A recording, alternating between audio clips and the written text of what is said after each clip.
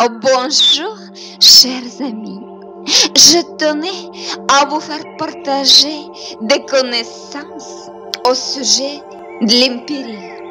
Et l'impéril est considéré comme un poison psychique et une énergie négative qui est jetée par une personne malgré la colère, le dégoût à la fois dans le monde autour de lui et en lui-même.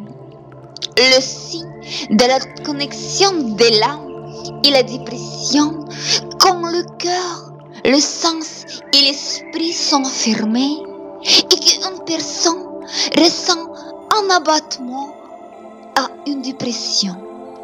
Un tel rayonnement d'énergie attirait quelques parasites. L'impéril a une structure moléculaire, c'est-à-dire existe sur les plans physiques, d'où les maladies. Le corps subtil d'une personne imprègne d'un impéril dans les descentes posthumes dans les couches inférieures. Le corps est situé dans les zones du nombril et jusqu'à genoux, comme s'il portait une sorte de short. L'impéril s'accumule dans les corps occasionnels et est déchargé par le canal de sortie dans les réservoirs causal de la Terre. Si le canal fonctionne correctement, alors la personne est pratiquement en bonne santé. Tous les corps subtils sont interconnectés. Le changement de l'état d'énergie d'un corps conduit à un changement d'énergie de notre corps. L'homme sur Terre est plus souvent incapable de fixer l'état de ce corps subtil. À propos de certaines violations dans l'énergie du corps, il découvre qu'il apparaissait déjà dans les corps physiques. Les violations dans un corps physique sont des maladies et des traumatismes. Si une personne ne sent mal, c'est un signe clair qu'un corps subtil est brisé. Et pour guérir un organe, le système de l'organisme physique, il fait d'abord trouver les causes de violation dans les corps subtils. Notre santé dépend directement de l'état de nos corps subtils, et en particulier l'état de notre corps mental. Plus nos pensées et nos actions sont pures, plus notre corps est sain. La qualité d'énergie mentale elle-même dépend du rapport et pourcentage de l'énergie psychique et l'énergie impéril dans l'énergie humaine. Si l'impéril dans l'énergie mentale est plus grande, alors l'esprit humain répondra plus brusquement aux vibrations grossières, l'irritation, la colère, la méfiance, la manie conduisant à une augmentation du danger dans le corps subtil de l'homme. Si plus d'amour, de joie, de pensées aimables et calmes, une attitude positive, tout cela provoque d'une bonne énergie psychique. Ainsi, pour la santé mentale et physique d'une personne, pour un développement harmonieux et une vie efficace sur Terre, une personne doit avoir une quantité d'énergie équilibrée. Et ces énergies devraient être réparties sur le corps humain sans perturbation. Dans notre propre monde, le concept de la lutte entre le bien et le mal essayait de présenter une lutte pour les mécanismes principaux du maintien de la vie. Il y a beaucoup de partisans et de fonctionnaires de deux côtés, bons et mauvais. Des partis qui se sont consacrés à ce fou avec les cartes cramoisies, enveloppés parce que seule la mort gagnait.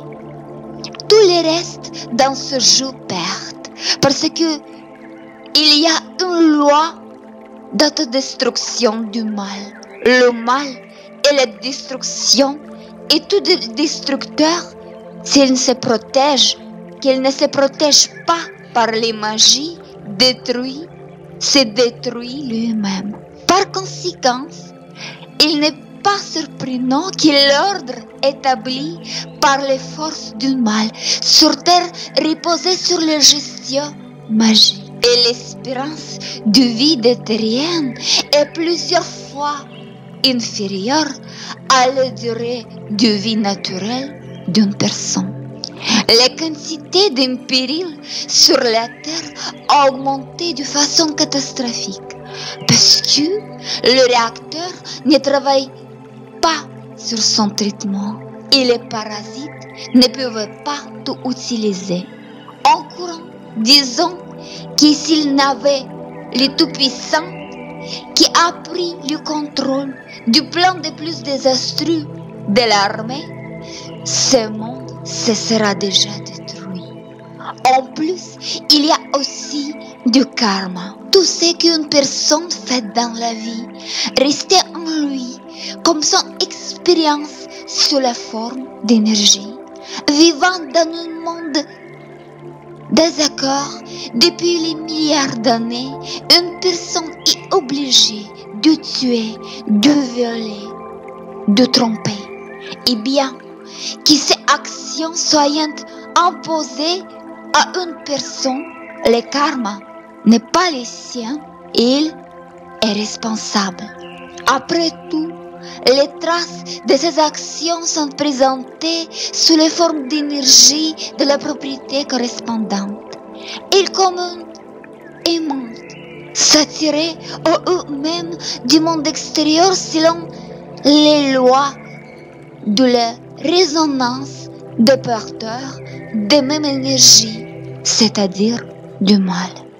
Si une personne commençait, à Dieu ne plaisait, à combattre ce mal, il ne fait qu'augmenter la quantité du karma. Combattre du mal est un piège pour les honnêtes et nobles. Du mal est facile de partir, purifiante du karma, si vous avez des connaissances spécifiques à ce sujet. Mais cette connaissance est maintenue dans les plus stricts secrets par les religions, les autorités laïques et ceux qui les gouvernent. L'univers, il n'est pas besoin d'un monde de guerre autodestructeur construit sur terre. Il enlève le son chemin. Et ce processus est contrôlé personnellement par toute puissante. Les personnes, ce sont ces produits, ne sont pas plus nécessaires. L'univers s'en débarrasse, comme les porteurs du virus, de l'arrogance installée dans leur esprit. Détruire le vieux monde pourtant était le plus rapide, mais la tâche n'est pas seulement de détruire les vieux, mais aussi dans les constructions du nouvel monde. Il n'est pas prêt à remplacer l'ancienne. Il y a une tâche, sauver la vie sur les planètes, détruire les forces qui ont conduit l'humanité dans un passé. Il y a une tâche pour éliminer ces conditions et causes qui ont mené à la mort réelle de la civilisation. Le système immunitaire du monde antique, construit sur le plan social, ne pouvait pas résister à l'invasion. Le système immunitaire du nouveau monde est construit à nouveau supérieur, spatial. Cela signifiait qu'une personne qui n'a pas un niveau d'énergie suffisamment élevé, vibration élevée, ne rentrera tout simplement pas dans le nouveau monde. Lorsque vous resterez un empire esclave après la société libre du Christ, nous devons répondre. Et en effet, les qualités d'énergie mentale elles-mêmes dépendent du rapport et pourcentage de l'énergie psychique et l'énergie impériale dans l'énergie humaine. Si l'impérial dans l'énergie mentale est plus grande, alors l'esprit humain répondra plus brusquement. Ainsi, pour la santé mentale et physique d'une personne, pour un développement harmonieux et une vie efficace sur Terre, une personne doit avoir une quantité d'énergie équilibrée. Et cette énergie devrait être répartie sur le corps humain sans perturbation. L'impérial est très dangereux. Elle peut mettre à danger toutes les réalisations dans tous les secteurs. Peut servir de frein à l'évolution elle-même et finalement annuler toute civilisation avancée ou comprise extraterrestre. Le problème de la mort que les terriens sont si aujourd'hui était maintenant un homme qui vit de façon permanente dans la civilisation extraterrestre est immortel.